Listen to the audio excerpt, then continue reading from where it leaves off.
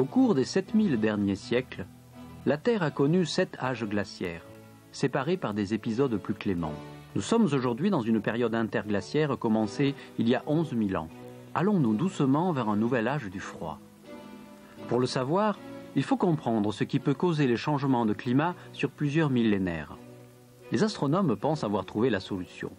Selon eux, les modifications des positions relatives de la Terre et du Soleil font varier la quantité et la répartition du rayonnement solaire. Autrement dit, les grands froids viennent de l'espace. Le premier pas vers la théorie astronomique des glaciations fut accompli par l'astronome Hipparque il y a 2000 ans. Il découvrit que l'axe de la Terre, pareil à celui d'une toupie, a un mouvement giratoire tandis qu'elle tournoie dans l'espace.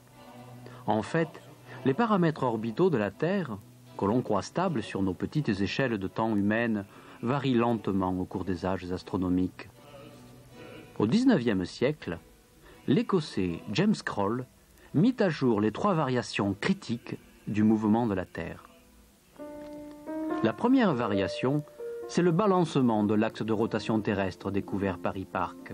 Ce mouvement appelé précession a un cycle de 26 000 ans. La seconde variation affecte l'inclinaison de l'axe, c'est-à-dire l'angle qu'il fait avec la perpendiculaire au plan de l'orbite. Cette inclinaison, qui est la cause même des saisons, varie entre 22 et 24 degrés, selon un cycle de 41 000 ans. La troisième variation change la forme même de l'orbite terrestre.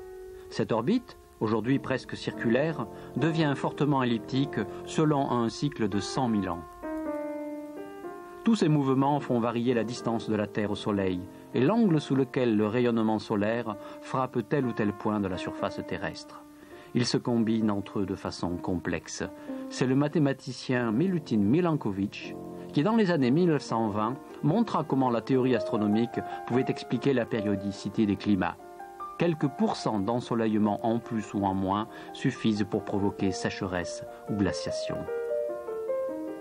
Depuis, de nombreuses observations géologiques ont confirmé l'influence de ces phénomènes astronomiques sur le climat à long terme de notre planète. Si les climatologues expliquent aujourd'hui la périodicité des âges glaciaires, ils sont incapables de dire avec certitude si pour les prochaines décennies la Terre s'achemine vers une période plus chaude ou une période plus froide. Alors en attendant, profitons du soleil.